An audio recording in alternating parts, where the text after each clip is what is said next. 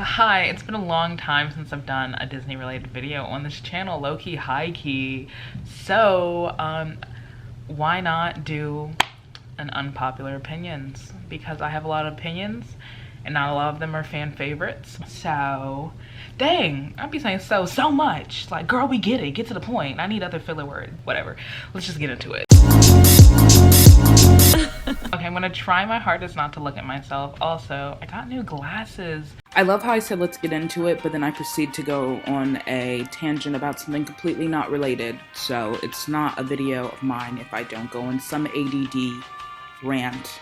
I really hate them because I don't hate them because my old glasses made me look like a civil rights activist. And that's not a bad thing because, you know, we gotta fight for those rights. But it's a bad thing when you look like you're from the 1960s in 2020.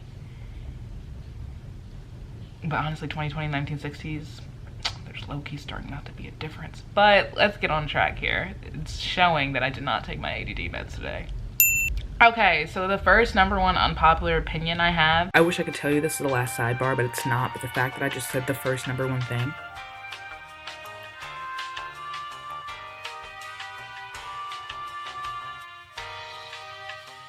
Is that the America Pavilion is a waste of time and space in Epcot. Like, that space could have been used for something so much more productive. And I get that Epcot is supposed to be like an eternal world eternal, or like, I don't know, that's the right word. I don't know. It's supposed to be like the World's Fair forever. So of course the host country, being the US, would have to have a pavilion. That's great, I get that, but it's so dumb. So dumb, because we already have Liberty Square.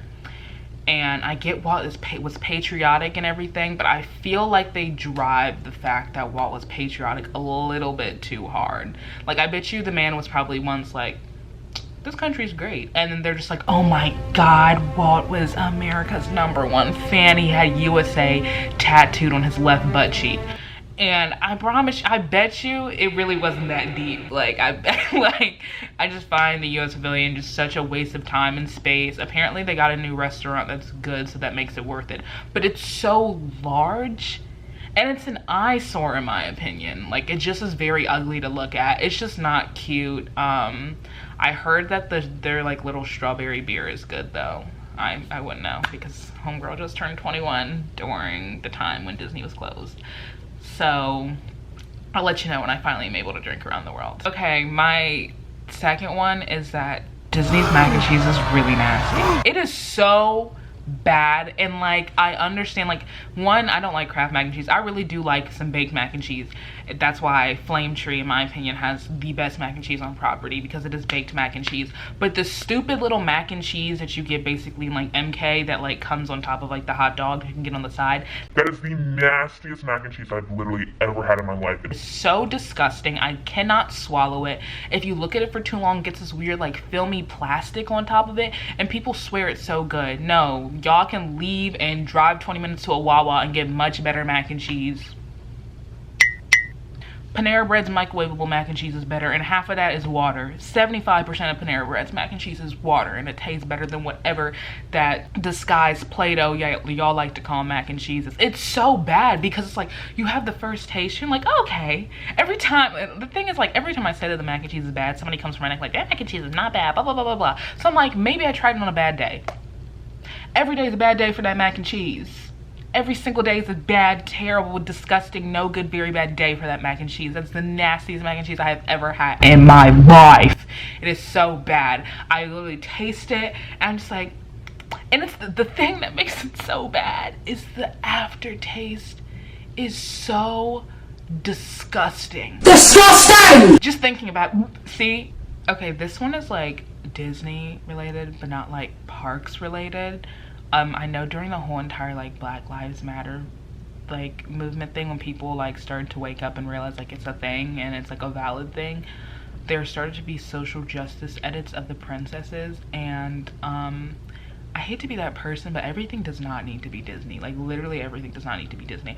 I understand that for some people it's easier for them to put in perspective like that, but also at the same time I think it takes away from the actual bigger point at hand. Like, we don't need to see Ariel, Tiana, Pocahontas, and Mulan walking down South Central with signs talking about no justice, no peace, Mermaids for Black Lives. That's not funny. It's really not funny. But you see, like, there's no reason why I should be laughing. It takes away, in my opinion, from the actual point at hand, which is just not okay. So, I, my personal self, you will never see me repost one of those things. I find them extremely tacky. The art itself is great, but I think it's just one of those situations where it's like, they had the right idea, but the execution was bad. You know? I'm sorry. That's just how I feel. Peter Pan. Listen. Y'all already know what I'm about to say. I get the whole point of, you know, the classic dark rides. I love dark rides. I literally only like dark rides in shows. Like, that is the only thing that I truly appreciate in the parks. Everything else is kind of just like, meh, to me, if that makes sense. Well, sometimes the food. But I don't really, the more I realize I'm not a big thrill ride person, as odd as that sounds, but I just like really enjoy dark rides and animatronics and like everything behind them. But Peter Pan is so bad. Like, so bad. And every time they're like, oh, we're gonna do a refurb, I'm like, yeah, they gonna update that bad boy. It's no longer gonna look like a mini golf course. No, still looks like a mini golf course with some black lights. It's still a glorified mini golf course that you're just flying over. The only thing I do have to give to Peter Pan is the fact that every single time I'm on it, I kind of just want to jump out the boat. I just want to know what it feels like to walk around the actual sets. I'm just so intrigued by them on that aspect, but it's just not a good experience. It's not fun, and that line is always like 95 million years long, and everyone's like, oh my god, I love Peter Pan because when I was like 3, that was the first thing I ever went on. You know what I went on the first time I went to Disney? Small World, and I don't like her now, so it's called growth, and a lot of you need to grow up. I promise you, I'm not being mean. I'm not being mean. I'm sorry, that was Heidi. I'm not being mean. It's just a fact. It's just a fact. Peter Pan is a glorified golf course that y'all wait 75 plus minutes in line for. You could have watched the movie twice and had a better experience. Well, I don't even know how long the movie actually is. 75 minutes, like a little bit over an hour and a half. No, because it has longer lines than that. It'd be having 90-minute waits. Again, you could watch the movie twice, I think. I'll edit and fact check that.